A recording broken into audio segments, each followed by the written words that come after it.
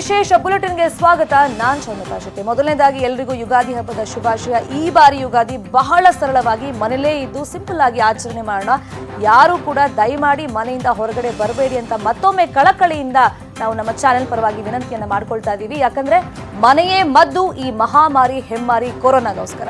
ಇನ್ನು ಕೇಂದ್ರ ಸರ್ಕಾರ ಕೂಡ ದಿಟ್ಟ ಕ್ರಮವನ್ನ ಕೈಗೊಂಡಿದೆ. ನಿನ್ನೆ 8 ಗಂಟೆಗೆ ಭಾಷಣ ಮಾಡುವಂತ ಸಂದರ್ಭದಲ್ಲಿ ಪ್ರಧಾನಿ ಮೋದಿ ಅವರು ಹೇಳಿದ್ರು, ಕೊರೋನಾ ಅಟ್ಟಹಾಸಕ್ಕೆ ಬ್ರೇಕ್ ಹಾಕ್ಲೇಬೇಕು ಅಂದ್ರೆ ಜನರು ಕೈ ಜೋಡಿಸಬೇಕು. ಅದಕ್ಕೋಸ್ಕರ ನಾನು ನಿಮ್ಮ ಹತ್ರ ಹೇಳಿದ್ದೆ, ಒಂದಿಷ್ಟು ವಾರಗಳ ಕಾಲ ಒಂದು ಡಿಮ್ಯಾಂಡ್ ಇದೆ ನಂದು ಅಂತ. ಅದೇನು ಅಂತಂದ್ರೆ 21 ದಿನಗಳ ಕಾಲ ಇಂಡಿಯಾ, ಇಡೀ ದೇಶವೇ ಲಾಕ್ ಡೌನ್ ಆಗುತ್ತೆ ಅನ್ನೋ ಮಾಹಿತಿ.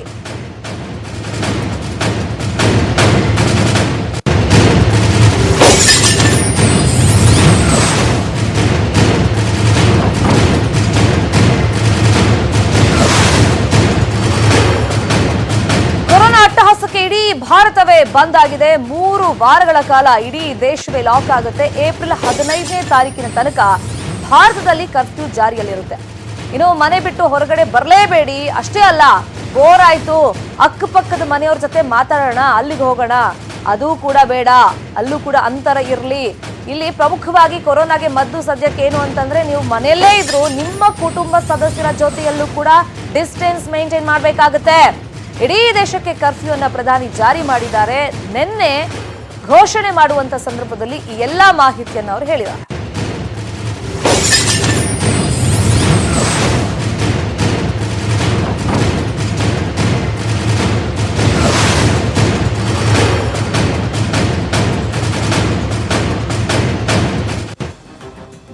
ಇನ್ನು ಈ ಮಹಾಮಾರಿ ಕೊರೋನಾ ವೈರಸ್ನಿಂದ ದೇಶವನ್ನ ತಡೆಗಟ್ಟಲು ಕ್ರಾಂತಿಕಾರಿ ನಿರ್ಧಾರವನ್ನ ಮೋದಿ ತಗೊಂಡಿದ್ದಾರೆ. ಸುದೀರ್ಘ 21 ದಿನಗಳ ಕಾಲ ದೇಶವ್ಯಾಪಿ ಐತಿಹಾಸಿಕ ಲಾಕ್ ಡೌನ್ ಘೋಷಣೆಯನ್ನ ಮಾಡಿದ್ದಾರೆ. ಅಲ್ಲದೆ ಕೊರೋನಾ ವಿರುದ್ಧ ಅಂತಿಮ ಹೋರಾಟದ ಅವಶ್ಯಕತೆ ಇದೆ. ಪ್ರತಿಯೊಬ್ಬ ಭಾರತೀಯನ ಜೀವ ಉಳಿಸಲು ಇದು ಅಗತ್ಯ ಕೂಡ ಹೌದು. ಹೀಗಾಗಿ ಕೈ ಮುಗಿದು ಪ್ರಾರ್ಥಿಸಿಕೊಳ್ತೀನಿ, ನೀವು ದೇಶದ ಯಾವುದೇ ಭಾಗದಲ್ಲಾದ್ರೂ ಇರಿ, 21 ದಿವಸ ಮನೆಯಿಂದ ಹೊರಗಡೆ ಬರಲೇಬೇಡಿ. ಲಕ್ಷ್ಮಣ ರೇಖೆ ದಾಟಿದ್ರೆ ವೈರಸ್ ನಿಮ್ಮ ಮನೆಗೆ ಬರುತ್ತೆ. ಮುಂದಿನ 3 ವಾರ ಮನೆಯಿಂದ ಹೊರ ಹೋಗೋದನ್ನ ಮರ್ತು ಬಿಡಿ ಅಂತ ಹೇಳಿದ್ದಾರೆ. ಈಗಿನ ಲಾಕ್ಡೌನ್ ಕರ್ಫ್ಯೂ ರೀತಿಯಲ್ಲೇ ಇರುತ್ತೆ. ಜನತಾ ಕರ್ಫ್ಯೂಗಿಂತ ಕಠಿಣವಾಗಿ ಇರುತ್ತೆ. 21 ದಿನಗಳ ದಿಗ್ಬಂಧನ ಎಂಬುದು ಕಷ್ಟವಾಗಿ ಕಾಣಿಸಬಹುದು. ಆದರೆ ಪ್ರತಿಯೊಬ್ಬರ ಸುರಕ್ಷತೆಗಾಗಿ ಇರುವಂತಹ ದಾರಿ ಇದೊಂದೇ. ಈ 21 ದಿನಗಳನ್ನ ನಾವು ಸರಿಯಾಗಿ ನಿಭಾಯಿಸದೇ ಇದ್ರೆ ನಮ್ಮ ದೇಶ, ನಿಮ್ಮ ಕುಟುಂಬ ಎಲ್ಲವೂ 21 ವರ್ಷಗಳಷ್ಟು ಹಿಂದಕ್ಕೆ ಹೋಗಬಹುದು ಅಂತ ಎಚ್ಚರಿಕೆಯನ್ನು ಕೊಟ್ಟಿದ್ದಾರೆ. आज एक महत्वपूर्ण निर्णय करने जा रहा है. संपूर्ण देश में संपूर्ण लॉकडाउन होने जा रहा है. हिंदुस्तान को बचाने के लिए, हिंदुस्तान के हर नागरिक को बचाने के लिए, आपको बचाने के लिए, आपके परिवार को बचाने के लिए आज रात 12 बजे से घरों से बाहर निकलने पर पूरी तरह पाबंदी लगाई जा रही है. देश के हर राज्य को, हर केंद्र शासित प्रदेश को, हर जिले, हर गांव, हर कस्बे, हर गली मोहल्ले को अब लॉकडाउन किया जा रहा है. ये एक तरह से कर्फ्यू ही है. जनता कर्फ्यू से भी कुछ कदम आगे की बात. जनता कर्फ्यू से जरा ज्यादा सख्त कोरोना महामारी के खिलाफ निर्णायक लड़ाई के लिए ये कदम अब बहुत आवश्यक है. निश्चित तौर पर इन लॉकडाउन की एक आर्थिक कीमत देश को उठानी पड़ेगी. लेकिन एक एक भारतीय के जीवन को बचाना, आपके जीवन को बचाना, आपके परिवार को बचाना, इस समय मेरी, भारत सरकार की, देश की हर राज्य सरकार की, हर स्थानीय निकाय की सबसे बड़ी प्राथमिकता है. और इसलिए मेरी आपसे प्रार्थना है और मैं हाथ जोड़ के प्रार्थना करता हूं कि आप इस समय देश में जहां भी हैं वहीं रहे। अभी के हालात को देखते हुए देश में ये लॉकडाउन 21 दिन का होगा, 3 सप्ताह का होगा। और जब मैंने पिछली बार आपसे बात की थी, तब मैंने आपसे कहा था कि मैं आपसे कुछ सप्ताह मांगने के लिए आया हूं। आने वाले 21 दिन हर नागरिक के लिए, हर परिवार के लिए बहुत ही महत्वपूर्ण है। एक बैनर जो मुझे भी पसंद आया, मैं आपको भी ये बहुत कम शब्दों में संदेश दिखाना चाहता हूं।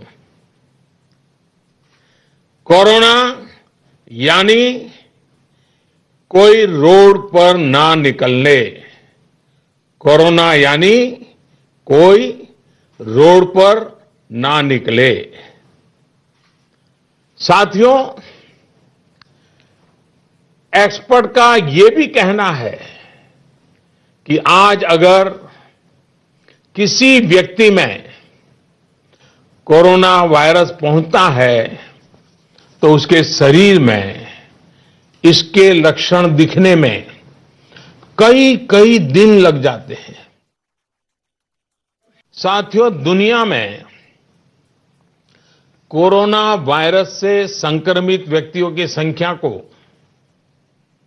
पहले 1 लाख तक पहुंचने में 67 डेज, 67 दिन लग गए थे। यानी 1 लाख तक पहुंचने में 67 दिन। उसके बाद सिर्फ 11 दिन में ही 1 लाख नए लोग संक्रमित हो गए, यानी 2 लाख हो गए। सोचिए, पहले 1 लाख लोग संक्रमित में होने में 67 दिन लगे और फिर इसे 2 लाख लोगों तक पहुंचने में सिर्फ 11 दिन लगे।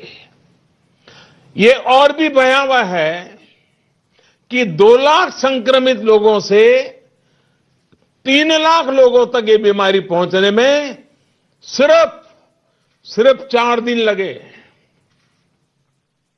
आप अंदाजा लगा सकते हैं कि कोरोना वायरस कितनी तेजी से फैलता है और जब ये फैलना शुरू करता है तो इसे रोकना बहुत मुश्किल होता है। साथियों, यही वजह है कि चीन, America, France, Germany, Spain, Italy, Iran जैसे अनेक देशों में जब कोरोना वायरस ने फैलना शुरू किया तो हालात बेकाबू हो गए। और ये भी याद रखिए, इटली हो या अमेरिका, इन देशों की स्वास्थ्य सेवा, उनके हॉस्पिटल, उनके यहां आधुनिक संसाधन पूरी दुनिया में बेहतरीन है। उनकी व्यवस्थाएं बेहतरीन मानी जाती हैं। बावजूद इसके ये देश कोरोना का प्रभाव कम नहीं कर पाए।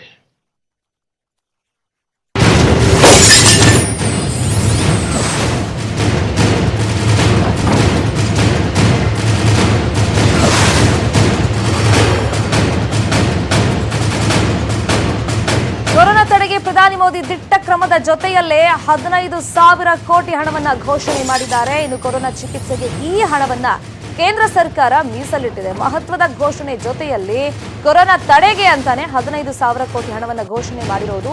ಇನ್ನು ಇದು ಚಿಕಿತ್ಸೆಗೆ ಅಂತ ಈ ಹಣವನ್ನ ಕೇಂದ್ರ ಸರ್ಕಾರ ಈಗ ಮೀಸಲಿಟ್ಟಿದೆ. जीवन बचाने के लिए जो जरूरी है उसे सर्वोच्च प्राथमिकता देनी ही पड़ेगी। इस वैश्विक महामारी से मुकाबला करने के लिए देश की स्वास्थ्य सुविधाओं को तैयार करने का काम केंद्र सरकार लगातार कर रही है।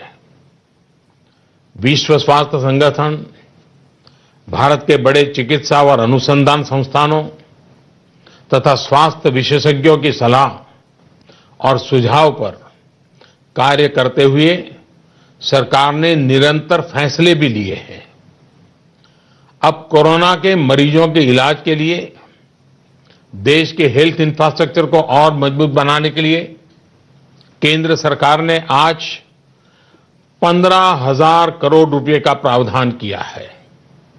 इससे कोरोना से जुड़ी testing facilities, personal protective equipments, isolation beds, ICU beds, ventilators और अन्य जरूरी साधनों की संख्या तेजी से बढ़ाई जाएगी। साथ ही मेडिकल और पैरामेडिकल मैन पावर की ट्रेनिंग का काम भी किया जाएगा। मैंने राज्य सरकारों से अनुरोध किया है कि इस समय सभी राज्यों की पहली प्राथमिकता सिर्फ और सिर्फ स्वास्थ्य सेवाएं ही होनी चाहिए, हेल्थ केयर ही प्राथमिकता होनी चाहिए। मुझे संतोष है कि देश का प्राइवेट सेक्टर भी पूरी तरह से कंधा मिलाकर संकट और संक्रमण की इस घड़ी में देशवासियों के साथ खड़ा है। प्राइवेट लैब्स, प्राइवेट अस्पताल सभी इस चुनौतीपूर्ण दौर में सरकार के साथ काम करने के लिए आगे आ रहे हैं। ಬಹಳಷ್ಟು ಮಹತ್ವದ ಘೋಷಣೆಯನ್ನ ನಿನ್ನೆಯ ಭಾಷಣದಲ್ಲಿ ಪ್ರಧಾನಿ ಮೋದಿ ಅವರು ದೇಶದ ಜನರನ್ನು ಉದ್ದೇಶಿಸಿ ಮಾತನಾಡುವಾಗ ಹೇಳಿದ್ರು. ಅದರಲ್ಲಿ 21 ದಿನಗಳ ಕಾಲ ನಾವೀಗ ಕೊರೋನಾ ಮಹಾಮಾರಿಯನ್ನ ತಡೆಗಟ್ಟಲೇಬೇಕು ಅಂದ್ರೆ 21 ದಿನಗಳ ಕಾಲ ದೇಶವನ್ನ ಲಾಕ್ ಡೌನ್ ಮಾಡಲೇಬೇಕಾಗತ್ತೆ. ಅದರ್ವೈಸ್ ನಾವು 21 ವರ್ಷಗಳ ಹಿಂದೆ ಹೋಗಬೇಕಾಗತ್ತೆ. ಅದು ಎಲ್ಲಾ ವಿಚಾರವಾಗಿ, ಆರ್ಥಿಕವಾಗಿರ್ಬೋದು, ಮತ್ತೆ ನಮ್ಮ ದೇಶದ ಸ್ಥಿತಿಗತಿ ವಿಚಾರವಾಗಿ, ಎಲ್ಲಾ ವಿಚಾರವಾಗಿ 21 ವರ್ಷಗಳಷ್ಟು ಹಿಂದೆ ಹೋಗ್ಬಿಡ್ತೀವಿ. ಅದಕ್ಕೆ ಈ ಕೊರೋನಾ ತಡೆಗಟ್ಟೋದಕ್ಕೆ ಈ ಕಠಿಣ ನಿರ್ಧಾರವನ್ನ ಕೈಗೊಂಡಿರೋದು. ಮತ್ತೆ ಒಬ್ಬ ಸೋಂಕಿತ ವ್ಯಕ್ತಿ ಸಹಸ್ರಾರು ಮಂದಿಗೆ ಇದನ್ನ ಹರಡ್ಬಿಡ್ತಾನೆ. ಅದಕ್ಕೋಸ್ಕರ ನಿಮ್ಮ ಪಕ್ಕದ ಮನೆಗೂ ಕೂಡ ನೀವು ಹೋಗಬೇಡಿ, ನಿಮ್ಮ ಕುಟುಂಬದ ಮಧ್ಯದಲ್ಲೇ ನೀವು ಅಂತರವನ್ನ ಕಾಯ್ದುಕೊಳ್ಬೇಕು ಅಂತ ಹೇಳಿದ್ದಾರೆ. ಅದು ನನಗೂ ಕೂಡ ಅನ್ವಯಿಸುತ್ತೆ ಅನ್ನೋ ಮಾತನ್ನ ಹೇಳಿದ್ದಾರೆ. ಅಂದ್ರೆ ಜನಸಾಮಾನ್ಯರು ಕಟ್ಟುನಿಟ್ಟಾಗಿ 21 ದಿನಗಳ ಕಾಲ ಇದನ್ನ ಫಾಲೋ ಮಾಡಲೇಬೇಕು ಅಂತ ಹೇಳಿದ್ರು. ಇನ್ನು ಕೊರೋನಾ ಚಿಕಿತ್ಸೆಗೆ ಅಂತಾನೆ ಕೇಂದ್ರ ಸರ್ಕಾರ ಈಗ 15,000 ಕೋಟಿ ಹಣನ ಮೀಸಲಿಟ್ಟಿದೆ. ಇನ್ನು ಅದರ ಜೊತೆಯಲ್ಲಿ ಒಂದು ಬೋರ್ಡ್ ಅನ್ನ ತೋರಿಸಿದ್ರು. ಅಂದ್ರೆ ಅವ್ರಿಗೂ ಕೂಡ ಇಂಪ್ರೆಸ್ ಆಗಿದೆ ಆ ಬೋರ್ಡ್. ಜನ ಅಟ್ಲೀಸ್ಟ್ ಇದನ್ನ ಫಾಲೋ ಮಾಡಬೇಕು ಅಂತ ಆ ಬೋರ್ಡ್ ಅನ್ನ ತೋರಿಸಿದ್ದು. ಕೊರೋನಾ ಅಂತಂದ್ರೆ ಕೋಯಿ ರೋಡ್ ಪರ್ ನಾ ನಿಕಲೆ, ಅಂದ್ರೆ ಯಾರು ಕೂಡ ರಸ್ತೆಗೆ ಇಳಿಯಬೇಡಿ ಅಂತ ಈ ಮುಖಾಂತರ ಮತ್ತೊಮ್ಮೆ ಅವರು ಮನವಿಯನ್ನ ಮಾಡ್ಕೊಂಡಿರೋದು. ಕೈ ಜೋಡಿಸಿ, ಕೈ ಮುಗಿದು ಪ್ರಧಾನಿ ನರೇಂದ್ರ ಮೋದಿ ಅವರು ಮನವಿ ಮಾಡ್ಕೊಂಡಿದ್ದಾರೆ. ಯಾಕಂದ್ರೆ ಕಳೆದ ಭಾನುವಾರ ನಾವು ನೋಡಿದ್ವಿ, ಅವರು ಜನತಾ ಕರ್ಫ್ಯೂಗೆ ಕರೆ ಕೊಟ್ಟಿದ್ರು. ಈ ಕೊರೋನಾ ಬಗ್ಗೆ ಜಾಗೃತಿ ಮೂಡಿಸೋದಕ್ಕೆ ಜನರಲ್ಲಿ ಅಭೂತಪೂರ್ವ ಬೆಂಬಲ ವ್ಯಕ್ತವಾಗಿತ್ತು. ಆ ಟೈಮ್ನಲ್ಲೇ ಅವರು ಒಂದು ರಿಕ್ವೆಸ್ಟ್ ಅನ್ನ ಮಾಡ್ಕೊಂಡಿದ್ರು. ನಾನು ಒಂದಿಷ್ಟು ವಾರಗಳ ಕಾಲ ನಿಮ್ಮಿಂದ ಒಂದು ನಿರೀಕ್ಷೆನ ಮಾಡ್ತೀನಿ, ಒಂದು ಅಪೇಕ್ಷೆ ಇದೆ, ಅದೇನು ಅಂತ ಮುಂದೆ ಹೇಳ್ತೀನಿ ಅಂತ ಹೇಳಿದ್ರು. ಆ ವಿಚಾರವನ್ನ ಪ್ರಸ್ತಾಪ ಮಾಡಿ ಅವ್ರು ಹೇಳಿದ್ದು ಮುಂದಿನ 3 ವಾರಗಳ ಕಾಲ, ಅಂದ್ರೆ ನಿನ್ನೆ ಮಧ್ಯರಾತ್ರಿಯಿಂದಲೇ 12 ಗಂಟೆಯಿಂದ ಇದು ಲಾಕ್ ಡೌನ್ ಆಗಿದೆ ಇಡೀ ದೇಶ. ಮುಂದಿನ 3 ವಾರಗಳ ಕಾಲ ದಯಮಾಡಿ ಯಾರೂ ಕೂಡ ಮನೆಯಿಂದ ಹೊರಗಡೆ ಬರಬೇಡಿ. ಮತ್ತೆ ಇನ್ನೊಂದು ಮೇಜರ್ ವಿಚಾರವನ್ನ ಪ್ರಸ್ತಾಪ ಮಾಡಿದ್ದಾರೆ. ಇನ್ನು ನಮ್ಮ ದೇಶದಲ್ಲಿ ಈಗ ನಾಗರಿಕರು ಎಲ್ಲೆಲ್ಲಿ ಇದ್ದಾರೆ, ಯಾವ್ಯಾವ ಊರಲ್ಲಿ ಇದ್ದಾರೆ, ದಯಮಾಡಿ ಅಲ್ಲೇ ಇರಿ, ನೀವು ಮತ್ತೆ ಅಲ್ಲಿಂದ ಹೊರಡೋದಕ್ಕೆ ಅಥವಾ ಬೇರೆ ಊರಿಗೆ ಹೋಗೋದಕ್ಕೆ ಪ್ರಯತ್ನಗಳನ್ನ ಪಡಬೇಡಿ ಅಂತ ಹೇಳಿದ್ದಾರೆ. 67 दिन लग गए थे।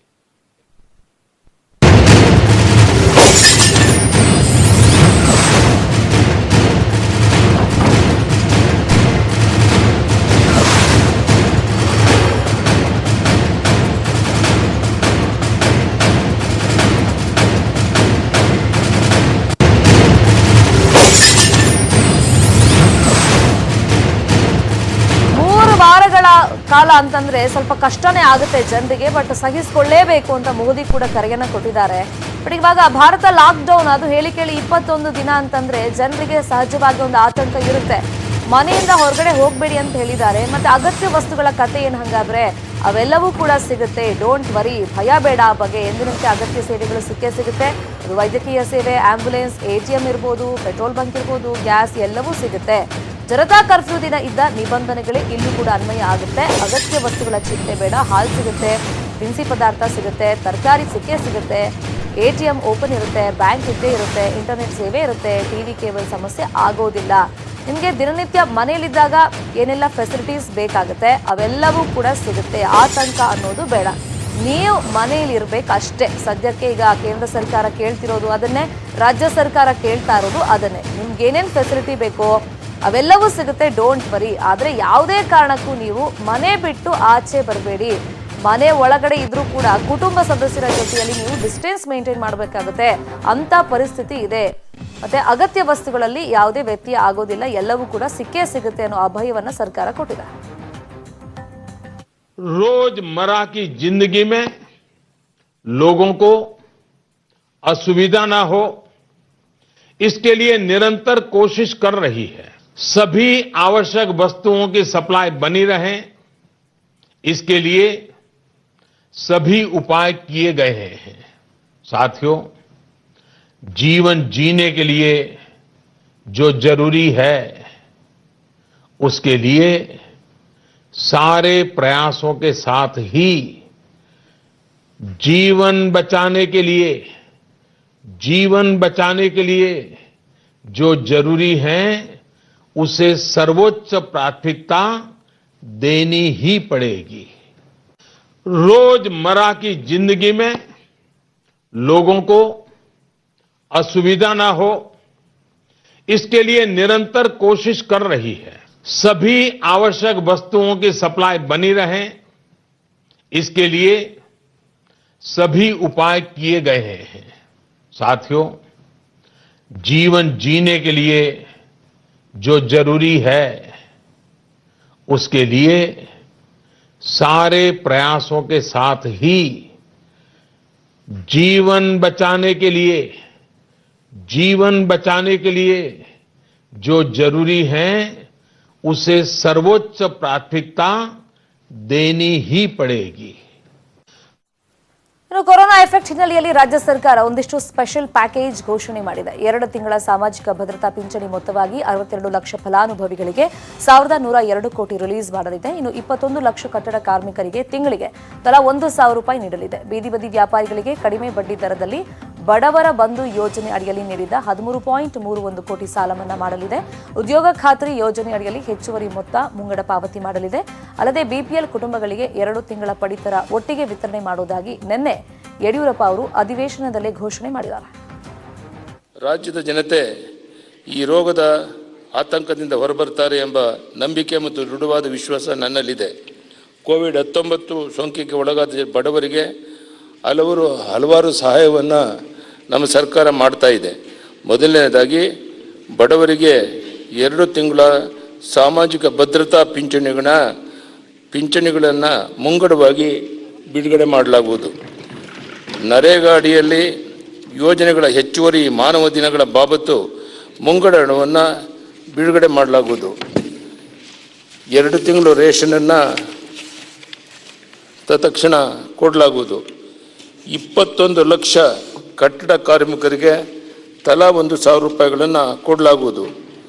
ಸರ್ಕಾರ ಬಡವರ ಬಂಧು ಸಾಲದ ಯೋಜನೆಯಲ್ಲಿ 2018-19ನೇ ಸಾಲಿಗೆ 9.10 ಕೋಟಿ ಮೊತ್ತವನ್ನು 15,120 ಜನರಿಗೆ ಮತ್ತು 2019-20ನೇ ಸಾಲಿಗೆ 5,16 ರೂಪಾಯಿಗಳನ್ನು 6,500 ಜನರಿಗೆ ಒಟ್ಟು 13.20 ಕೋಟಿ ಸಾಲ ಮನ್ನಾ ಮಾಡಲಾಗುವುದು ಅಂತ ಹೇಳಕ್ಕೆ ನಾನು ಇಚ್ಛೆ ಪಡ್ತೇನೆ.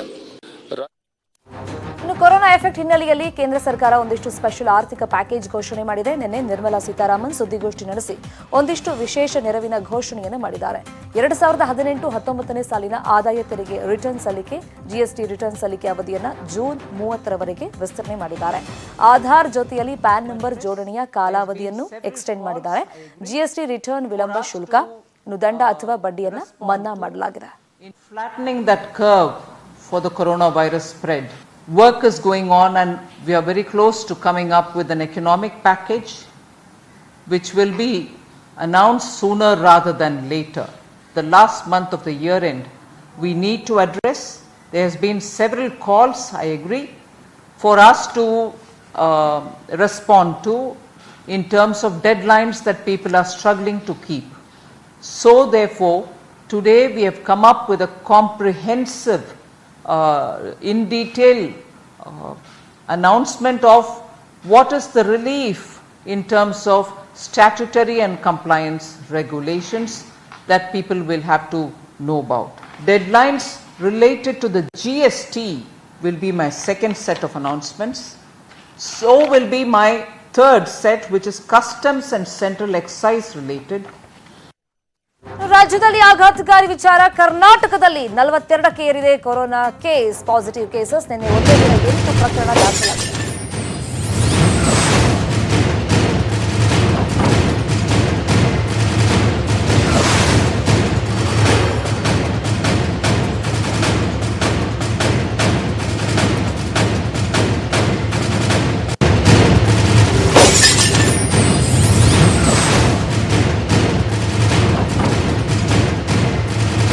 ರಾಜ್ಯದಲ್ಲಿ 42ಕ್ಕೆ ಏರಿದೆ ಕೊರೋನಾ ಪಾಸಿಟಿವ್ ಕೇಸಸ್. ನಿನ್ನೆ ಒಂದೇ ದಿನ 8 ಪ್ರಕರಣಗಳು ದಾಖಲಾಗಿದೆ. ರಾಜ್ಯದಲ್ಲಿ ಅಲ್ಲಿಗೆ ಸೋಂಕಿತರ ಸಂಖ್ಯೆ 42ಕ್ಕೆ ಏರಿಕೆ ಆದಂತಾಗಿದೆ.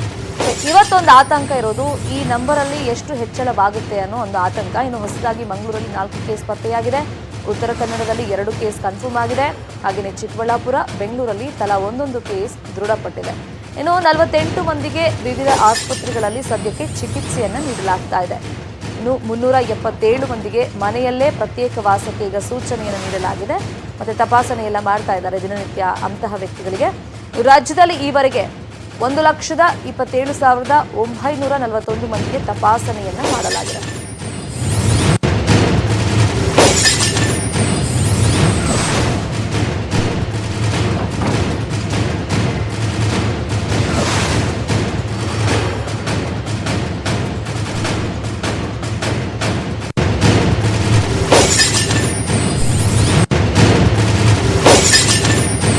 ನಮ್ಮ ರಾಜ್ಯದ ವಿಚಾರವಾಗಿ ನಿಮಗೆ ಮಾಹಿತಿಯನ್ನು ಕೊಟ್ವಿ, ದಿನದಿಂದ ದಿನಕ್ಕೆ ಎಷ್ಟು ಪಾಸಿಟಿವ್ ಕೇಸಸ್ ಅಂತ. ಇನ್ನು ಓವರ್ ಆಲ್ ಇಂಡಿಯಾದಲ್ಲಿ ನಾವು ನೋಡೋದಾದ್ರೆ ದಿನೇ ದಿನೇ ಕೊರೋನಾ ಕೇಸ್ ಹೆಚ್ಚಾಗ್ತಾನೆ ಇದೆ. ದೇಶದಲ್ಲಿ ಈವರೆಗೆ 469 ಕೇಸ್ ಕನ್ಫರ್ಮ್ ಆಗಿದೆ. 10 ಮಂದಿ ನಮ್ಮ ದೇಶದಲ್ಲಿ ಕೊರೋನಾ ಮಹಾಮಾರಿಯಿಂದಾಗಿ ಇದುವರೆಗೂ ಸಾವನ್ನಪ್ಪಿದ್ದಾರೆ.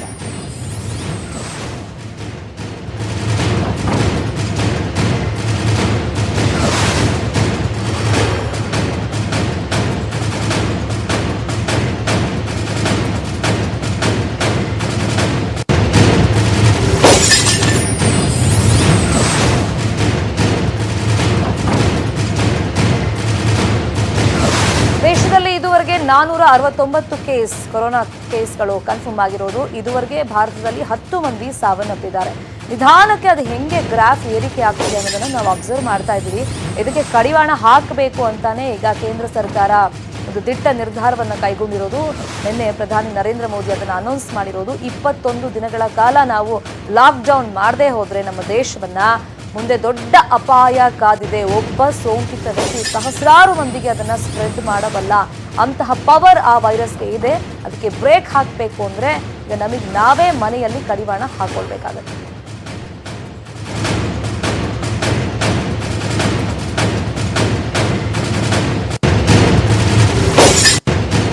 ಯಾರು ಕೂಡ ದಯವಿಟ್ಟು ಯಾರು ಮನೆಯಿಂದ ಹೊರಗಡೆ ಬರಕ್ಕೆ ಹೋಗಬೇಡ್ರಿ. ದಯವಿಟ್ಟು ನೀವು ಮನವಿ ಮಾಡ್ತೇನೆ ಸರ್ಕಾರದ ವತಿಯಿಂದ ತಾವೆಲ್ಲ ಕೂಡ ನಿಮ್ಮ ಮನೆಯಲ್ಲಿದ್ದರೂ ಕೂಡ ಅಂತರವನ್ನು ಕಾಯ್ದುಕೊಡಿ. ಮನೆ ಒಳಗಿರಿ. ಸುಮ್ಮನೆ ನನ್ನ ಕೆಲಸ ಎಸೆನ್ಷಿಯಲ್ ಅಂತ ಹೇಳ್ಬಿಡಿ. ಯಾವ ಕೆಲಸ ಜೀವಕ್ಕಿಂತ ಎಸೆನ್ಷಿಯಲ್ ಇಲ್ಲ. ಸುಮ್ಮನೆ ಮನೇಲಿ ಬೇರೆ ರೀತಿ ಓಡಾಟಗಳನ್ನ ಯಾವುದೇ ಕಾರಣಕ್ಕೆ ಮಾಡೋಕೆ ಕೊಡೋದು ನಿಲ್ಲಿಸಬೇಕು.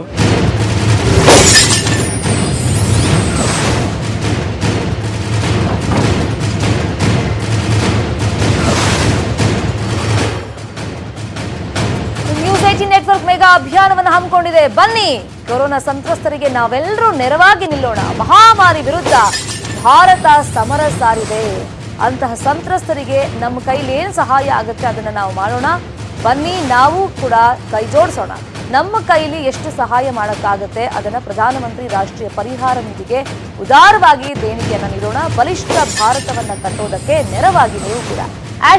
#India Gives ಇದು ನ್ಯೂಸ್18 ನೆಟ್ವರ್ಕ್ನ ಮೆಗಾ ಅಭಿಯಾನ. ಇಲ್ಲಿ ಪ್ರಮುಖವಾಗಿ ನಾವು ದಿನ ಕಳೆದಂತೆ ಈಗ ನಾವೆಲ್ಲ ಹೆಂಗೋ ಮ್ಯಾನೇಜ್ ಮಾಡಿಬಿಡ್ತೀವಿ. ಬಟ್ ದಿನಗೂಲಿ ನೌಕರರು ಇದ್ದಾರಲ್ಲ, ಅವ್ರಿಗೆ ತುಂಬ ಸಮಸ್ಯೆ ಆಗುತ್ತೆ.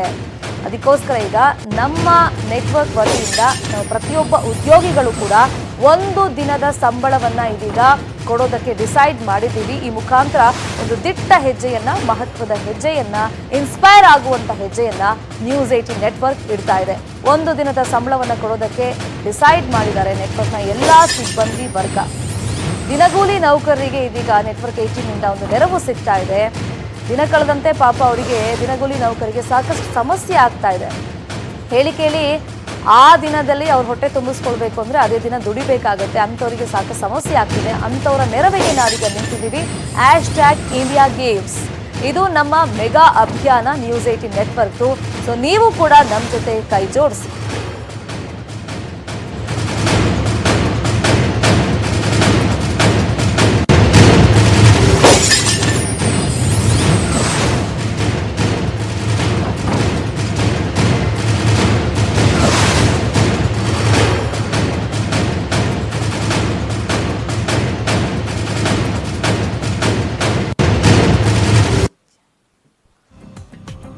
ನ್ಯೂಸ್ 18 ನೆಟ್ವರ್ಕ್ ಮೆಗಾ ಅಭಿಯಾನವನ್ನ ಮಾಡ್ತಾ ಇದೆ. ಅಂದ್ರೆ ದಿನಗೂಲಿ ನೌಕರರಿಗೆ ನಾವೆಲ್ಲರೂ ಕೂಡ ನೆರವಾಗೋಣ ಅಂತ ನಾವೀಗ ಈ ಅಭಿಯಾನವನ್ನ ಕೈಗೊಂಡಿರೋದು. ಈಗ #India Gives. ಸೊ ಈ ಮುಖಾಂತರ ಈ ಒಂದು ಅಭಿಯಾನದಲ್ಲಿ ನೀವು ಕೂಡ ಕೈ ಜೋಡಿಸ್ಬೋದು. ನಿಮ್ಮ ಕೈಲಿ ಏನು ಸಹಾಯ ಆಗುತ್ತೆ ಅದನ್ನ ನೀವು ಮಾಡ್ಬೋದು. ಯಾಕಂದ್ರೆ ನಮ್ಮ ನೆಟ್ವರ್ಕ್ ವತಿಯಿಂದ ನಾವು ಎಲ್ಲಾ ಸಿಬ್ಬಂದಿ ವರ್ಗ ಒಂದು ದಿನದ ಸಂಬಳವನ್ನ, ವೇತನವನ್ನ ಇದೀಗ ಪರಿಹಾರ ನಿಧಿಗೆ, ಪ್ರಧಾನಮಂತ್ರಿ ಪರಿಹಾರ ನಿಧಿಗೆ ಅಂತ ಕೊಡ್ತಾ ಇದ್ದೀವಿ. ಇದನ್ನ ಕೊರೋನಾ ಸಂತ್ರಸ್ತರಿಗೆ ಕೊಡಬೇಕು ಅಂತಾನೆ ನಾವು ಡಿಸೈಡ್ ಮಾಡ್ಕೊಂಡಿರೋದು. ಮತ್ತೆ ಮೊನ್ನೆ ಮತ್ತೆ ನೆನ್ನೆ, ಸೊ 2 ದಿನಗಳ ಕಾಲ, ಮೊನ್ನೆ ಈಗ ಎಲೆಕ್ಟ್ರಾನಿಕ್ ಮೀಡಿಯಾ ಮತ್ತೆ ನಿನ್ನೆ ಪೇಪರ್ ಯಾರು ಮುಖ್ಯಸ್ಥರಿದ್ದಾರೆ ನಮ್ಮ ದೇಶಾದ್ಯಂತ ಪ್ರಮುಖ ಮುಖ್ಯಸ್ಥರು, ಸೊ ಅವ್ರ ಜೊತೆಯಲ್ಲಿ ವಿಡಿಯೋ ಕಾನ್ಫರೆನ್ಸ್ ಮುಖಾಂತರವಾಗಿ ಪ್ರಧಾನಿ ನರೇಂದ್ರ ಮೋದಿ ಅವರು ಒಂದಿಷ್ಟು ವಿಚಾರಗಳ ಮಹತ್ವದ ಚರ್ಚೆಯನ್ನ ಮಾಡಿದ್ರು. ಇನ್ನು ಆ ಒಂದು ಸಂವಾದದಲ್ಲಿ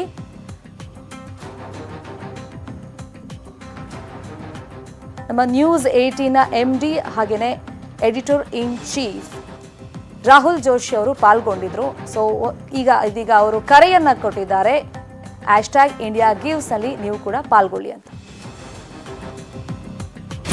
ನ್ಯೂಸ್ 18 ನೆಟ್ವರ್ಕ್ ಮೆಗಾ ಅಭಿಯಾನ #India Gives. ಬನ್ನಿ, ಕೊರೋನಾ ಸಂತ್ರಸ್ತರಿಗೆ ನೆರವಾಗೋಣ. ಮಹಾಮಾರಿ ವಿರುದ್ಧ ಸಮರ ಸಾರಿದೆ ಭಾರತ. ಬನ್ನಿ, ನಾವು ಕೈ ಜೋಡಿಸೋಣ. ನಮ್ಮ ಕೈಲಾದಷ್ಟು ಸಹಾಯ ಮಾಡೋಣ. ಪ್ರಧಾನಮಂತ್ರಿ ರಾಷ್ಟ್ರೀಯ ಪರಿಹಾರ ನಿಧಿಗೆ ಉದಾರವಾಗಿ ದೇಣಿಗೆ ನೀಡಿ. ಬಲಿಷ್ಠ ಭಾರತ ಕಟ್ಟಲು ನೆರವಾಗಿ. #India Gives. News 18 network mega ಅಭಿಯಾನ. ರಾಜ್ಯವೇ ಲಾಕ್ಡೌನ್ ಆಗ್ತಾ ಇದೆ. ರಸ್ತೆಗಿಳಿದವರು ಪೊಲೀಸರ ಕೈಯಲ್ಲಿ ಲಾಠಿ ಏಟು ತಿಂತಾ ಇದ್ದಾರೆ. ಇಲ್ಲೊಂದು ಗ್ರಾಮದಲ್ಲಿ ತಮಗೆ ತಾವೇ ದಿಗ್ಬಂಧನ ಹಾಕೊಂಡಿದ್ದಾರೆ ಜನ.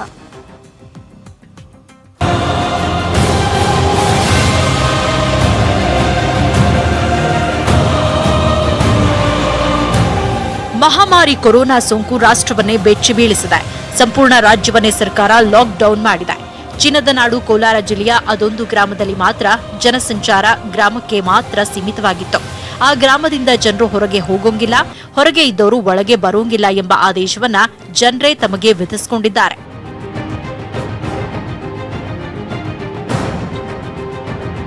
ಕೋಲಾರ ಜಿಲ್ಲೆ ಮುಳಬಾಗಿಲು ತಾಲೂಕಿನ ಆಂಧ್ರದ ಗಡಿಯಲ್ಲಿರುವ ಗೊಲ್ಲಹಳ್ಳಿ ಗ್ರಾಮದ ಜನರು ತಮ್ಮನ್ನ ತಾವೇ ಲಾಕ್ಡೌನ್ ಮಾಡಿಕೊಂಡಿದ್ದಾರೆ. ಗ್ರಾಮದಲ್ಲಿ 800 ಜನರು ವಾಸವಿದ್ದು ಯಾರಿಗೂ ಗ್ರಾಮದೊಳಗೆ ಪ್ರವೇಶವಿಲ್ಲ ಎಂದು ಗ್ರಾಮದ ಹಿರಿಯರು ನಿಶ್ಚಯ ಮಾಡಿದ್ರು. ಅದರಂತೆ ಯಾರು ಒಳಗೆ ಬರೋಂಗಿಲ್ಲ. ಊರಿನಲ್ಲಿರೋರು ಮುಂದಿನ 2 ತಿಂಗಳು ಹೊರಗೆ ಹೋಗುವಂತಿಲ್ಲ. ಪ್ರತಿ ಗ್ರಾಮದಲ್ಲೂ ಪ್ರತಿ ಮನುಷ್ಯನೂ ತನ್ನದೇ ಆದಂತಹ ಜವಾಬ್ದಾರಿಯಲ್ಲಿ ವರ್ತನೆ ಮಾಡಬೇಕು. ಆದ್ರಿಂದಾನೇ ನಾವು ಮಾತುಗಳಿಗಿಂತ ಕೃತಿಯಾಗಿ ನಮ್ಮ ಗ್ರಾಮದಲ್ಲಿ ಒಂದು ತೀರ್ಮಾನಕ್ಕೆ ಬಂದಿದ್ದೀವಿ. 2 ತಿಂಗಳ ಕಾಲ ನಮ್ಮೂರಿಂದ ಹೊರಗಡೆ ಯಾರು ಹೋಗಬಾರ್ದು. 2 ತಿಂಗಳ ಕಾಲ ಊರೊಳಗಡೆ ಯಾರು ಬರಬಾರದು. ಗ್ರಾಮದ ಹೊರವಲಯದ ರಸ್ತೆಗಳಲ್ಲಿ ಚೆಕ್ ಪೋಸ್ಟ್ ನಿರ್ಮಿಸಿ ಬೇರೆಯ ಗ್ರಾಮಗಳಿಂದ ಯಾವೊಬ್ಬರೂ ಗ್ರಾಮಕ್ಕೆ ಬರದಂತೆ ಇಬ್ಬಿಬ್ಬರು ಯುವಕರು ರಾತ್ರಿ ಹಗಲು ಕಾವಲು ಕಾಯ್ತಿದ್ದಾರೆ. ಕೊರೋನಾ ವೈರಸ್ ಸೋಂಕು ಕಡಿಮೆಯಾಗುವವರೆಗೂ ಗ್ರಾಮಕ್ಕೆ ಯಾರೂ ಬರದಂತೆ, ಹೊರಗೆ ಯಾರೂ ಹೋಗದಂತೆ ನಿರ್ಧಾರ ಮಾಡಿ 2 ತಿಂಗಳಿಗೆ ಆಗುವಷ್ಟು ಆಹಾರ ಪದಾರ್ಥಗಳನ್ನು ಈಗಾಗಲೇ ತೆಗೆದುಕೊಂಡಿದ್ದಾರೆ. ಇಂತಹ ನಿರ್ಧಾರ ಕೈಗೊಂಡ ಹಿನ್ನೆಲೆಯಲ್ಲಿ ಇದುವರೆಗೆ ಬೇರೆ ರಾಜ್ಯಗಳಲ್ಲಿ ಕೆಲಸದ ಮೇಲೆ ತೆರಳಿದ್ದ 300ಕ್ಕೂ ಹೆಚ್ಚು ಜನರು ಅವಧಿಗೂ ಮುನ್ನವೇ ಗ್ರಾಮಕ್ಕೆ ಬಂದಿದ್ದಾರೆ. ಮುಂದಿನ 2 ತಿಂಗಳಿಗೆ ಆಗುವಷ್ಟು ರೇಷನ್ ಶೇಖರಣೆ ಮಾಡಿಕೊಂಡಿದ್ದಾರೆ. ತಿಳುವಳಿಕೆ ಇದ್ದಾರೆ ಜನ ನಮ್ಮೂರಲ್ಲಿ, ಆಲ್ಮೋಸ್ಟ್ ತಿಳುವಳಿಕೆ ಇರೋರು ಬಂದು ಈ ಕಾಯಿಲೆಯನ್ನು ಯಾವ ಥರ ಗೌರ್ಮೆಂಟ್ ಅಥಾರಿಟಿಗೆ ತೊಗೊಂಟದು, ಅದಕ್ಕೆ ನಾವು ಸಹಕಾರ ಕೊಡಬೇಕು ಅಂತ ಹೇಳ್ಬಿಟ್ಟು ಗ್ರಾಮದವರು ಹಿರಿಯರು ಕಿರಿಯರು ಎಲ್ಲರೂ ಒಂದು ಸಲಹೆಯನ್ನು ನೀಡಿದ್ದಾರೆ. ನಾವು ಹೊರಗಡೆ ಇರೋರು ಬಂದಿದ್ದೀವಿ ಬೆಂಗಳೂರಿಂದ. ಕೊರೋನಾ ಸೋಂಕಿನ ಹಿನ್ನೆಲೆಯಲ್ಲಿ ಮೋರಿ ರಸ್ತೆಗಳಲ್ಲಿ ಶುಚಿ ಕಾರ್ಯ ನಡೆದಿದೆ. ನಾವು ಎಲ್ಲರೂ ಒಗ್ಗಟ್ಟಾಗಿ ಮಾಡಿರೋದು. ನಾವು ಕೇಳಕ್ಕೆ ಇವಾಗ ಏನು ದೂರದಲ್ಲಿರತಕ್ಕಂಥ ಮಕ್ಕಳು ಮರಿಗಳೆಲ್ಲ ಬಂದುಬಿಟ್ಟಿದ್ದಾರೆ. ಆಗಲೇ ನಾವು ಮಾತು ಕೂಗೊಟ್ಟು ನಾವು ಅದನ್ನು ಕಾರ್ಯನಿರ್ವಹಿತ ಮಾಡ್ತೀವಿ. ಈ ಊರು ಚೆನ್ನಾಗಿರಬೇಕು, ಗ್ರಾಮ ಚೆನ್ನಾಗಿದ್ದರೆ ಪಟ್ಟಣ ಚೆನ್ನಾಗಿರ್ತದೆ ಅಂತ ಒಂದು ಕಾನ್ಸ್ಟಿಂದ ಎಲ್ಲರೂ ಇದೇ ಥರ ಮಾಡಿದ್ರೆ ಅದು ಬೇಗ ಆ ರೋಗವನ್ನು ಕಂಟ್ರೋಲ್ ಮಾಡ್ಬೋದು. ಕೋಲಾರ ಜಿಲ್ಲೆಯ ಎಂಗೊಲ್ಲಹಳ್ಳಿ ಗ್ರಾಮದ ಜನರ ಈ ವಿಭಿನ್ನ ಪ್ರಯತ್ನ ಎಲ್ಲರಿಗೂ ಮಾದರಿ. ರಘುರಾಜ್, ನ್ಯೂಸ್ 18 ಕನ್ನಡ, ಕೋಲಾರ. ಈಗ ರಾಜ್ಯ ಸಂಪೂರ್ಣವಾಗಿ ಲಾಕ್ಡೌನ್ ಆಗಿದೆ. ಜನರಿಗೆ ಕುಡಿಯೋದಕ್ಕೆ ನೀರು ಸಿಗ್ತಿಲ್ಲ, ನಿರ್ಗತಿಕರಿಗೆ ಊಟವೇ ಸಿಗ್ತಾ ಇಲ್ಲ. ಅಂತವರಿಗೆ ಸ್ಪಂದಿಸಿರುವಂತಹ ಒಂದು ಸ್ಟೋರಿ ಇಲ್ಲಿದೆ ನೋಡಿ.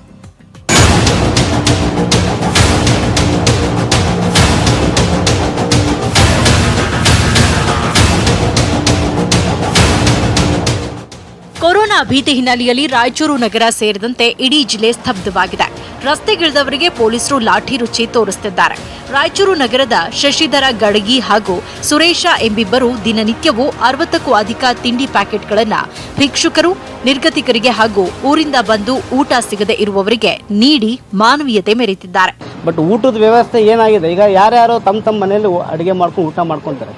ಇಂಥವ್ರಿಗೆ, ಊರಿಂದ ಬಂದವರಿಗೆ, ಭಿಕ್ಷುಕರಿಗೆ ಈ ಥರ ಯಾವುದೂ ವ್ಯವಸ್ಥೆ ಇಲ್ಲ. ಸೊ ಹಾಗಾಗಿ ನಾವು 3 ದಿನದಿಂದ ಯಾವುದೇ ರೋಗಿ ಆಗಲಿ ಪ್ರತಿಯೊಂದು ಹಾಸ್ಪಿಟಲಲ್ಲಿ ನಮ್ಮ ವೈಯಕ್ತಿಕ ನಾವು ನಮ್ಮ ಫ್ರೆಂಡ್ಸ್ ಅಂತೇಳಿ ಇಬ್ಬರು ಮಾಡಿಕೊಂಡು ನಾವೇ ವೈಯಕ್ತಿಕವಾಗಿ ಆ ಸೇವೆಯನ್ನು, ನಮ್ಮ ಅಳಿಲೆ ಸೇವೆಯನ್ನು ಮಾಡ್ತಾ ಇದ್ದೀವಿ. ಇನ್ನು ಪೊಲೀಸರು, ಆರೋಗ್ಯ ಇಲಾಖೆ ಮತ್ತು ಮಾಧ್ಯಮದವರಿಗೆ ಸುಖರಾಜ ಬುಹುರಾ ಎಂಬುವರು ಕುಡಿಯುವ ನೀರು, ಕಾಫಿ ನೀಡಿ ತಮ್ಮ ಸೇವೆ ಮಾಡ್ತಿದ್ದಾರೆ. ಪೊಲೀಸ್ ಅವರು ಮತ್ತು ಮೀಡಿಯಾ ಅವರು ಮುಂಜಾಲಿಂದ ಈ ಬಿಸಿಲಿನಾಗೇನೆ, ಇಷ್ಟು ಹೆಚ್ಚಿಗೆ ಬಿಸಿಲಿನಾಗೇನೆ ಇವ್ರಿಗೆ ಮಾಡ್ತಾ ಇರೋದು ಕೆಲಸ. ಇವರಿಗೆ ನಾವು ಸನ್ಮಾನ ಮಾಡಬೇಕಂತ ಮನಸ್ಸಿನಾಗ ಇದ್ದೀವಿ. ಅದೇ ಸನ್ಮಾನ ಪ್ರಕಾರ ನಾನು ಈಗ ಬೇರೆ ಸನ್ಮಾನ ಮಾಡೋಕ್ಕೆ ಸಾಧ್ಯ ಇಲ್ಲ ಅಂತ ಇವರಿಗೆ ನೀರು ಮತ್ತು ಚಾಯ್, ಕಾಫಿಲಿಂದ ಸ್ವಲ್ಪ ತಂಪು ಮಾಡಿ ಅಂತ ಒಂದು ವಿಚಾರಣೆ ಮನಸ್ಸಿನಾಗೆ ಬಂತು. ಅದು ಒಂದು ನಾವು ಮಾಡಿವ್ರಿ. ಈ ಮಧ್ಯೆ ನಗರದಲ್ಲಿ ಎಲ್ರಿಗೂ ಮಾಸ್ಕ್ ಸಿಗ್ತಾ ಇಲ್ಲ. ಈ ಸಂದರ್ಭದಲ್ಲಿ ಮಹಮ್ಮದ್ ಮಸ್ತಾನ ಎಂಬುವರು 500 ಬಟ್ಟೆಗಳಿಂದ ಮಾಸ್ಕ್ಗಳನ್ನು ತಯಾರಿಸಿ ನಾಗರಿಕರಿಗೆ ಹಂಚುತ್ತಿದ್ದಾರೆ. ಇದು ಸ್ವಚ್ಛ ಮಾಡಬಹುದಾದ ಮಾಸ್ಕ್ ಆಗಿದ್ದು ಟೇಲರ್ ಕಾರ್ಯಕ್ಕೆ ಮೆಚ್ಚುಗೆ ವ್ಯಕ್ತವಾಗಿದೆ. ಮಕ್ಕಳಿಗೆ ಹಚ್ಚೋದು ಒಂದು ಇದು ನಾನು ಹೊಲ್ದೀನಿ. ಇದು ಕೈದು ಬಟ್ಟೆದು, ಈ ಪ್ಯೂರ್ ಬಟ್ಟೆ. ಇದಕ್ಕೆ ನಾವು ವಾಶ್ ಮಾಡಿ ಮತ್ತೆ ಹಾಕೋಬಹುದು. ನಾವು ಏನಾಗಲ್ಲ, 1 ವರ್ಷ ತನಕ ಏನಾಗಲ್ಲ. ಇದು ಕೆಲವೊಂದು ಪ್ಲಾಸ್ಟಿಕ್ ಬರ್ತಾವೆ, ಸರಿಗಿರೋದಲ್ಲ. ನಾನು ನಿಶ್ಚಯದಿಂದ ನಾನು ಬಟ್ಟೆ ಕಟ್ಟೆ ಮೇಲೆ ಬಟ್ಟೆ ಹೊಲ್ದು ನಾನು ರೊಕ್ಕ ಜಮಾ ಮಾಡಿ ನಾನು ರೆಡಿ ಮಾಡಿದ್ದು ನಾನು. Sharanappa Bachalapura, news 18 Kannada, Raichur. Corona stage 1, 2, 3, 4 ಅಂದ್ರೇನು, ಯಾವ ಸ್ಟೇಜ್ ಹೇಗಿರುತ್ತೆ ಅನ್ನೋದನ್ನ ಆರೋಗ್ಯ ಇಲಾಖೆ ಅಧಿಕಾರಿಯೇ ಹೇಳಿದ್ದಾರೆ, ಕೇಳಿ. ಅದು ಹೇಳಿ, ದಿಸ್ ವೀಕ್ ಇಸ್ ಕ್ರಿಟಿಕಲ್. ಈ ವೀಕ್ ಕೇಸಸ್ ಯಾವ ರೀತಿ ಡೆವಲಪ್ ಆಗುತ್ತೆ. ಒಂದು, ನಾವು ಮೋಸ್ಟ್ಲಿ 3rd ಸ್ಟೇಜಿಗೆ ಹೋಗೋದು 50-50 ಅಂತ ಹೇಳ್ಬೋದು. ಯಾಕೆಂದರೆ ಈಗ ಇಂಟರ್ನ್ಯಾಷನಲ್ ಫ್ಲೈಟ್ಸ್ ಸ್ಟಾಪ್ ಆಗಿದೆ. ಇಲ್ಲ, ಸ್ಟೇಜ್ 1 ಅಂದರೆ usually what ever the cases are reported, they are all coming from the affected countries. Stage 2 ಅಂದರೆ 1/3 ಆಫ್ ದ ಕಾಂಟ್ಯಾಕ್ಟ್ಸ್ ಪಾಸಿಟಿವ್ ಬಂದರೆ, 1/3 ಆಫ್ ದ ಕಾಂಟ್ಯಾಕ್ಟ್ಸ್. ಸಪೋಸ್ ಇವಾಗ ನಮ್ಮ 33 ಇದ್ದರೆ ಅದ್ರ 1/3 ಪಾಸಿಟಿವ್ ಬಂದರೆ ಅಂದರೆ ಸ್ಟೇಜ್ 2 ಅಂತ ಹೇಳ್ತೀವಿ. ಸ್ಟೇಜ್ 3 ಅಂದರೆ ಲೋಕಲ್ ಕಮ್ಯುನಿಟಿ ಟ್ರಾನ್ಸ್ಮಿಷನ್. ಸ್ಟೇಜ್ 4 ಅಂದರೆ ಆಲ್ಮೋಸ್ಟ್ ಎಂಡಮಿಕ್, ಲೈಕ್ H1N1. ಇಲ್ಲ, ಅದರಲ್ಲಿ ನಾವು ಸುಮಾರು ಸ್ಯಾಂಪಲ್ ತೆಗೆದು ಎಲ್ಲ ನೆಗೆಟಿವ್ ಬಂದಿದೆ. ಹೌದು, ಕಾಂಟ್ಯಾಕ್ಟ್ಸಲ್ಲಿ ನಮಗೆ ನೆಗೆಟಿವ್ ಬಂದಿದೆ ಎಲ್ಲ. ಫಸ್ಟ್ ಕೇಸ್ದೇನು 3 ಜನ ಇದ್ರಲ್ಲ, ಅವ್ರದ್ದು ಎಲ್ಲ ಕ್ಲೋಸ್ ಕಾಂಟ್ಯಾಕ್ಟ್ ತೆಗೆದೆ, ಅದೆಲ್ಲ ನೆಗೆಟಿವ್ ಬಂದಿದೆ. ಒಂದು ಹೌಸ್ ಮೇಡ್ ಬಿಟ್ಟರೆ. ಹೌದೌದು.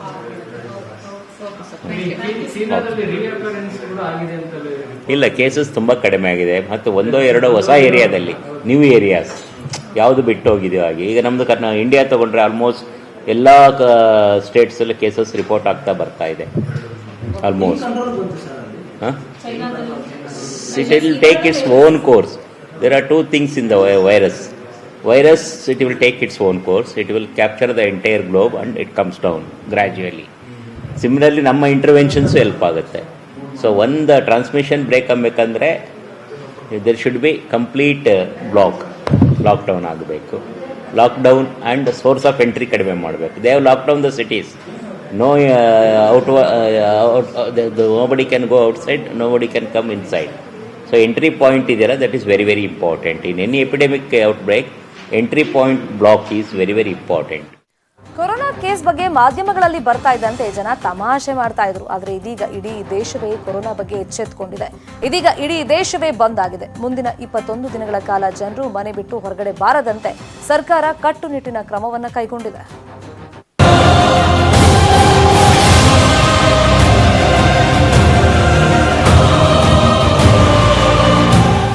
ನಾನು ಸ್ಟೇಜ್ 3 ಬಂದಿದೆ ಅಂತ ಹೇಳಲಿಕ್ಕೆ ಹೋಗಲ್ಲ, ಆದರೆ ನಾವು ಆ ಹೊಸ್ತಿಲಲ್ಲಿದ್ದೀವಿ.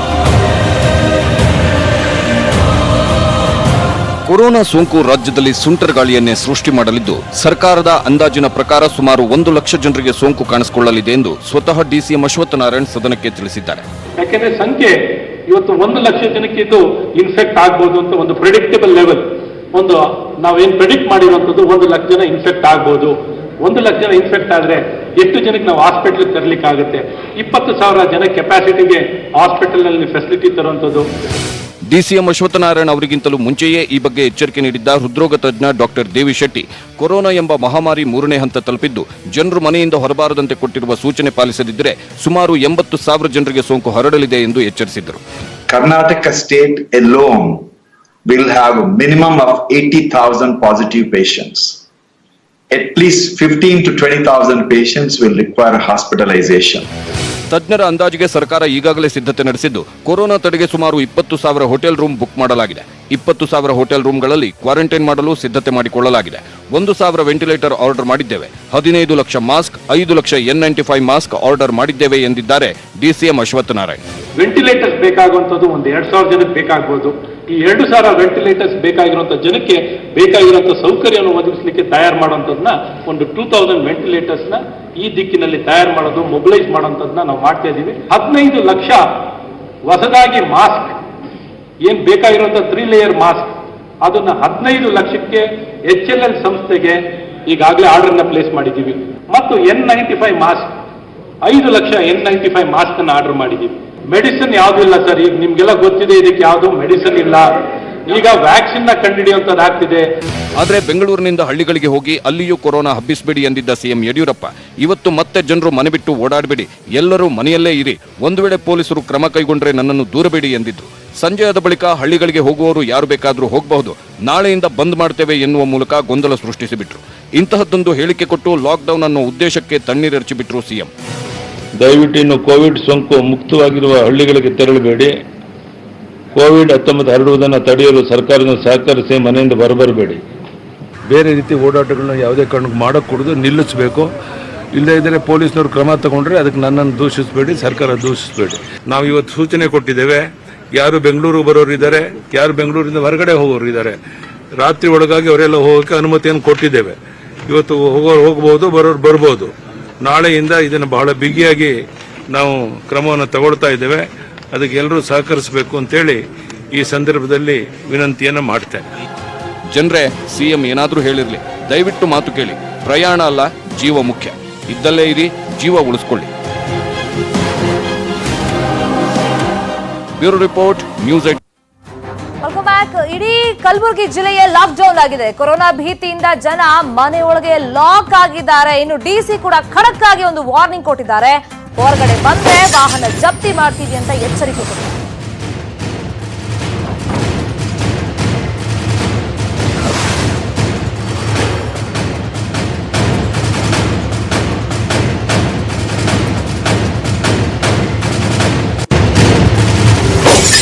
ಜನರಿಗೆ ಈಗ ಬುದ್ಧಿ ಸರಿಯಾಗಿ ಕಲಿಸ್ಬೇಕು ಅಂತಂದ್ರೆ ಒಂದು ಅವ್ರ ವಾಹನ ಜಪ್ತಿ ಮಾಡಬೇಕು, ಇಲ್ಲ ಪೆಟ್ರೋಲ್ ಬಂಕ್ ಬಂದ್ ಮಾಡಬೇಕು ಅಂತೆಲ್ಲ ಚರ್ಚೆ ಆಗ್ತಿತ್ತಲ್ಲ. ಕಲಬುರಗಿಯಲ್ಲಿ ಈಗ ಡಿಸಿ ಒಂದು ಖಡಕ್ ವಾರ್ನಿಂಗ್ ಅನ್ನ ಜನರಿಗೆ ಕೊಟ್ಟಿದ್ದಾರೆ. ದೇಶವೇ 21 ದಿನಗಳ ಕಾಲ ಲಾಕ್ ಆಗುತ್ತೆ ಅಂತ ನರೇಂದ್ರ ಮೋದಿ ಅವರು ಕರೆ ಕೊಟ್ಟಿದ್ದಾರೆ. ಬಟ್ ಜನರಿಗೆ ಅದರ ಸೀರಿಯಸ್ನೆಸ್ ನಿನ್ನೆ ಅಂತೂ ಅರ್ಥ ಆಗಿರಲಿಲ್ಲ. ಇವತ್ತು ಅರ್ಥ ಆಗುತ್ತಾ ಇಲ್ವಾ ಅನ್ನೋದನ್ನ ನೋಡಬೇಕು. ನಿನ್ನೆ ರಾತ್ರಿ ಈಗ ಘೋಷಣೆ ಆಗಿರೋದ್ರಿಂದ ಈಗ ಬೆಳ್ಳಂಬೆಳಗ್ಗೆ ಕೆಲ ಆಟೋ, ಖಾಸಗಿ ವಾಹನಗಳು ಸಂಚಾರ ಮಾಡ್ತಾ ಇದ್ವು. ಕಲಬುರಗಿ ಜಿಲ್ಲೆಯಲ್ಲಿ ವಾಹನಗಳಲ್ಲಿ ಸಂಚಾರ ಮಾಡ್ತಾ ಇದ್ದಾರೆ, ಕೆಲ ಜನ ಕೂಡ ಬರ್ತಾ ಇದ್ದಾರೆ. ಸೊ ಇಂತಹ ವಾಹನಗಳನ್ನ ನಾವು ಜಪ್ತಿ ಮಾಡಬೇಕಾಗುತ್ತೆ ಅಂತ ಡಿಸಿ ಖಡಕ್ ಆಗಿ ವಾರ್ನಿಂಗ್ ಕೊಟ್ಟಿದ್ದಾರೆ. ಮತ್ತೆ ಜನ ಇದೀಗ ಎಂದಿನಂತೆ ದಿನಪತ್ರಿಕೆ, ಹಾಲು, ತರಕಾರಿ ಖರೀದಿಯನ್ನ ಮಾಡ್ತಾ ಇದ್ದಾರೆ. ಅಗತ್ಯ ವಸ್ತುಗಳು ಸಿಗುತ್ತೆ ಅಂತ ಸರ್ಕಾರನೇ ಹೇಳಿದೆ, ಅದೇನು ಸ್ಟಾಪ್ ಆಗಲ್ಲ ಅಂತ. ಜನರಿಗೂ ಕೂಡ ಒಂದು ಆತಂಕ ಇದ್ದೇ ಇರುತ್ತೆ. ಈಗ ಲಾಕ್ಡೌನ್ ಅಂದ್ರೆ ಏನ್ ಕತೆ, ಹಂಗಾದ್ರೆ ದಿನನಿತ್ಯ ನಾವು ಹೆಂಗ್ ಜೀವನ ಸಾಗಿಸೋದು, ಊಟ ತಿಂಡಿ ಕತೆ ಏನ್ ಹಂಗಾದ್ರೆ ಅಂತೆಲ್ಲ ಟೆನ್ಷನ್ ಇರುತ್ತಲ್ಲ. ಅದಕ್ಕೆಲ್ಲ ಉತ್ತರ ಸಿಕ್ತಿದೆ. ಯಾಕಂದ್ರೆ ಸರ್ಕಾರನೇ ಹೇಳಿದ ಸ್ಪಷ್ಟವಾಗಿ ಅದಕ್ಕೆಲ್ಲ ಯಾವುದೇ ಸಮಸ್ಯೆ ಆಗಲ್ಲ. ಬಟ್ ನೀವು ಮಾತ್ರ ಮನೇಲಿರಿ, ಯಾವುದೇ ಕಾರಣಕ್ಕೂ ಹೊರಗಡೆ ಬರಬೇಡಿ. ಮತ್ತೆ ಅಗತ್ಯ ವಸ್ತು ತರಕ್ಕೆ ಹೆಂಗೆ ಹೋಗೋದು? ಸರಿ ಬನ್ನಿ, ಬರಬೇಡಿ ಅಂತ ಹೇಳ್ತಿಲ್ಲ ಅಗತ್ಯ ವಸ್ತು ತರೋಕೆ, ಆದರೆ ಮನೆಯಿಂದ ಒಬ್ಬರು ಹೊರಗಡೆ ಬನ್ನಿ ಸಾಕು. ಕೊರೋನಾ ಎಫೆಕ್ಟ್ ಹಿನ್ನೆಲೆಯಲ್ಲಿ ರಾಜ್ಯ ಸರ್ಕಾರ ಒಂದಿಷ್ಟು ಸ್ಪೆಷಲ್ ಪ್ಯಾಕೇಜ್ ಘೋಷಣೆ ಮಾಡಿದೆ. 2 ತಿಂಗಳ ಸಾಮಾಜಿಕ ಭದ್ರತಾ ಪಿಂಚಣಿ ಮೊತ್ತವಾಗಿ 62 ಲಕ್ಷ ಫಲಾನುಭವಿಗಳಿಗೆ 1102 ಕೋಟಿ ರಿಲೀಸ್ ಮಾಡಲಿದೆ. 21 ಲಕ್ಷ ಕಟ್ಟಡ ಕಾರ್ಮಿಕರಿಗೆ ತಿಂಗಳಿಗೆ ತಲಾ 1000 ರೂಪಾಯಿ ಕೊಡುತ್ತೆ. ಇನ್ನು ಬೀದಿ ಬದಿ ವ್ಯಾಪಾರಿಗಳಿಗೆ ಕಡಿಮೆ ಬಡ್ಡಿ ದರದಲ್ಲಿ ಬಡವರ ಬಂಧು ಯೋಜನೆ ಅಡಿಯಲ್ಲಿ ನೀಡಿದ 13.31 ಕೋಟಿ ಸಾಲ ಮನ್ನಾ ಮಾಡಲಿದೆ. ಉದ್ಯೋಗ ಖಾತರಿ ಯೋಜನೆ ಅಡಿಯಲ್ಲಿ ಹೆಚ್ಚುವರಿ ಮೊತ್ತ ಮುಂಗಡ ಪಾವತಿ ಮಾಡಲಿದೆ. ಅಲ್ಲದೆ ಬಿಪಿಎಲ್ ಕುಟುಂಬಗಳಿಗೆ 2 ತಿಂಗಳ ಪಡಿತರ ಒಟ್ಟಿಗೆ ವಿತರಣೆ ಮಾಡುವುದಾಗಿ ನಿನ್ನೆ ಯಡಿಯೂರಪ್ಪ ಅವರು ಅಧಿವೇಶನದಲ್ಲಿ ಘೋಷಣೆ ಮಾಡಿದ್ದಾರೆ. ರಾಜ್ಯದ ಜನತೆ ಈ ರೋಗದ ಆತಂಕದಿಂದ ಹೊರಬರ್ತಾರೆ ಎಂಬ ನಂಬಿಕೆ ಮತ್ತು ದೃಢವಾದ ವಿಶ್ವಾಸ ನನ್ನಲ್ಲಿದೆ. ಕೋವಿಡ್-19 ಸೋಂಕಿಗೆ ಒಳಗಾದ ಬಡವರಿಗೆ ಹಲವಾರು ಸಹಾಯವನ್ನು ನಮ್ಮ ಸರ್ಕಾರ ಮಾಡ್ತಾ ಇದೆ. ಮೊದಲನೇದಾಗಿ ಬಡವರಿಗೆ 2 ತಿಂಗಳ ಸಾಮಾಜಿಕ ಭದ್ರತಾ ಪಿಂಚಣಿಗಳನ್ನು ಮುಂಗಡವಾಗಿ ಬಿಡುಗಡೆ ಮಾಡಲಾಗುವುದು. ನರೇಗಾ ಅಡಿಯಲ್ಲಿ ಯೋಜನೆಗಳ ಹೆಚ್ಚುವರಿ ಮಾನವ ದಿನಗಳ ಬಾಬತ್ತು ಮುಂಗಡ ಹಣವನ್ನು ಬಿಡುಗಡೆ ಮಾಡಲಾಗುವುದು. 2 ತಿಂಗಳು ರೇಷನನ್ನು ತತ್ಕ್ಷಣ ಕೊಡಲಾಗುವುದು. 21 ಲಕ್ಷ ಕಟ್ಟಡ ಕಾರ್ಮಿಕರಿಗೆ ತಲಾ 1,000 ರೂಪಾಯಿಗಳನ್ನು ಕೊಡಲಾಗುವುದು. ಸರ್ಕಾರ ಬಡವರ ಬಂಧು ಸಾಲದ ಯೋಜನೆಯಲ್ಲಿ 2018-19ನೇ ಸಾಲಿಗೆ 9.10 ಕೋಟಿ ಮೊತ್ತವನ್ನು 15,120 ಜನರಿಗೆ ಮತ್ತು 2019-20ನೇ ಸಾಲಿಗೆ 5,16 ಲಕ್ಷ ರೂಪಾಯಿಗಳನ್ನು 6,500 ಜನರಿಗೆ ಒಟ್ಟು 13.20 ಕೋಟಿ ಸಾಲ ಮನ್ನಾ ಮಾಡಲಾಗುವುದು ಅಂತ ಹೇಳೋಕ್ಕೆ ನಾನು ಇಚ್ಛೆ ಪಡ್ತೇನೆ. ಇನ್ನು ಕೊರೋನಾ ಎಫೆಕ್ಟ್ ಹಿನ್ನೆಲೆಯಲ್ಲಿ ಕೇಂದ್ರ ಸರ್ಕಾರ ಒಂದಿಷ್ಟು ಸ್ಪೆಷಲ್ ಆರ್ಥಿಕ ಪ್ಯಾಕೇಜ್ ಘೋಷಣೆ ಮಾಡಿದೆ. ನಿನ್ನೆ ನಿರ್ಮಲಾ ಸೀತಾರಾಮನ್ ಸುದ್ದಿಗೋಷ್ಠಿ ನಡೆಸಿ ಒಂದಿಷ್ಟು ವಿಶೇಷ ನೆರವಿನ ಘೋಷಣೆ ಮಾಡಿದ್ದಾರೆ. 2018-19ನೇ ಸಾಲಿನ ಆದಾಯ ತೆರಿಗೆ ರಿಟರ್ನ್ ಸಲ್ಲಿಕೆ, ಜಿಎಸ್ಟಿ ರಿಟರ್ನ್ ಸಲ್ಲಿಕೆ ಅವಧಿಯನ್ನ ಜೂನ್ 30ರವರೆಗೆ ವಿಸ್ತರಣೆ ಮಾಡಿದ್ದಾರೆ. ಆಧಾರ್ ಜೊತೆ ಪ್ಯಾನ್ ನಂಬರ್ ಜೋಡಣೆಯ ಕಾಲಾವಧಿಯನ್ನು ವಿಸ್ತರಿಸಲಾಗಿದೆ. ಜಿಎಸ್ಟಿ ರಿಟರ್ನ್ ವಿಳಂಬ ಶುಲ್ಕ, ದಂಡ ಅಥವಾ ಬಡ್ಡಿಯನ್ನ ಮನ್ನಾ ಮಾಡಲಾಗಿದೆ. For the coronavirus spread. Work is going on and we are very close to coming up with an economic package which will be announced sooner rather than later. The last month of the year end we need to address. There has been several calls, I agree, for us to respond to in terms of deadlines that people are struggling to keep. So therefore, today we have come up with a comprehensive in detail announcement of what is the relief in terms of statutory and compliance regulations that people will have to know about. Deadlines related to the GST will be my second set of announcements. So will be my third set, which is customs and central excise related. Welcome back. Kalaburagi, Ballari, ಮೈಸೂರಲ್ಲಿ market ಯಥಾಪ್ರಕಾರವಾಗಿ open ಆಗಿದೆ. ಹೂ, ಹಣ್ಣು, ತರಕಾರಿ ಖರೀದಿಗೆ ಜನ ಇವತ್ತು ಮುಗಿಬಿದ್ದಿದ್ದಾರೆ. ಅದೇನು ಹೇಳಬೇಕೋ ಗೊತ್ತಾಗ್ತಿಲ್ಲ ಜನರಿಗೆ. ಪದೇ ಪದೇ ನಾವು ಹೇಳ್ತಾ ಇದೀವಿ ಮನೆ ಬಿಟ್ಟು ಹೊರಗಡೆ ಬರಬೇಡಿ ಅಂತ. ನೆನೆನೂ ಖರೀದಿಗೆ ಹೋಗಿದ್ರು. ಸರಿ ಹಬ್ಬ ಇದೆ, ಮುಂದಿನ ದಿನ ಅಂದರೆ ಹಿಂದಿನ ದಿನ ಮುಂಚಿತವಾಗಿ ಅವ್ರು ಖರೀದಿ ಮಾಡಕ್ಕೆ ಹೋಗಿದ್ದಾರೆ ಅಂತೆಲ್ಲ ಅಂದ್ಕೊಂಡಿದ್ವಿ. ಇವತ್ತು ಹೋಗಿದ್ದಾರೆ. ಇವತ್ತು ನಿಷೇಧಾಜ್ಞೆ ಇದೆ, ಜೊತೆಯಲ್ಲಿ ದೇಶವೇ ಲಾಕ್ ಆಗಿದೆ. ಇಂಥ ಸಂದರ್ಭದಲ್ಲೂ ಜನರಿಗೆ ಖರೀದಿ ಮಾಡೋ ಚಿಂತೆ.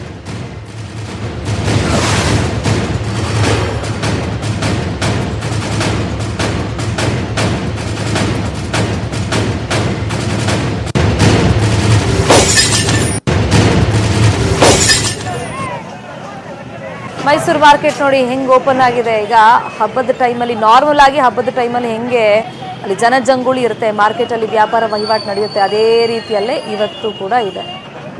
ಇನ್ನು ಕಲಬುರಗಿಯಲ್ಲೂ ನೋಡ್ತಾ ಇದ್ದೀವಿ. ಕಲಬುರಗಿ ಅಂದರೆ ಸ್ವಲ್ಪ ಆತಂಕ ಜಾಸ್ತಿ. ಸೊ ಅಂಥದ್ರಲ್ಲಿ ನೋಡಿ ಹೆಂಗೆ ಕಲಬುರಗಿಯಲ್ಲೂ ಕೂಡ ಮಾರ್ಕೆಟ್ಗಳು ಓಪನ್ ಆಗಿದೆ, ಜನ ಅಲ್ಲಿ ಬಂದಿದ್ದಾರೆ. 21 ದಿನಗಳ ಕಾಲ ಲಾಕ್ ಡೌನ್, ಕರ್ಫ್ಯೂ, ಒಂಥರ ಇದು ಕರ್ಫ್ಯೂನೇ ಅಂತ ಪ್ರಧಾನಿ ನರೇಂದ್ರ ಮೋದಿ ಅವರು ಹೇಳಿದ್ರು ಕೂಡ ಜನರಿಗೆ ಬುದ್ಧಿ ಬರ್ತಾನೆ ಇಲ್ಲ. ನಿನ್ನೆನೂ ಇದೇ ಥರ ಜನಜಂಗುಳಿ ಇತ್ತು, ಇವತ್ತು ಜನ ಹೋಗಿದ್ದಾರೆ. ಗಾಬರಿ ಪಡೋ ಅಗತ್ಯ ಇಲ್ಲ ಅಂತ ನಾವು ಹೇಳ್ತಿದ್ದೀವಿ, ಸರ್ಕಾರನೂ ಹೇಳ್ತಾ ಇದೆ. ನಿಮ್ಗೆ ಅಗತ್ಯ ವಸ್ತುಗಳಿಗೆ ಏನೇನು ಬೇಕು, ತರಕಾರಿ, ಹಾಲು, ಹಣ್ಣು, ಅವೆಲ್ಲವೂ ಕೂಡ ಸಿಗುತ್ತೆ, ಆತಂಕ ಪಡುವಂತ ಅಗತ್ಯ ಇಲ್ಲ. ಬಟ್ ಏನಕ್ಕೆ ಜನಜಂಗುಳಿ ಇರ್ತಾರ ತುಂಬಿಕೊಂಡಿದೆ ಮಾರ್ಕೆಟ್ ತುಂಬಾ ಅನ್ನೋದೇ ಅರ್ಥ ಆಗ್ತಿಲ್ಲ. ನೆನ್ನೆನೂ ಹೋಗಿದ್ರು ಜನ, ಇವತ್ತು ಹೋಗಿದ್ದಾರೆ. ನೆನ್ನೆ ಲಾಠಿ ಏಟ್ ತಿನ್ಕೊಂಡು ಬಂದಿದ್ದಾರೆ ಸುಮಾರು ಜನ, ಆದ್ರೂ ಬುದ್ಧಿ ಬಂದಂಗೆ ಕಾಣ್ತಿಲ್ಲ.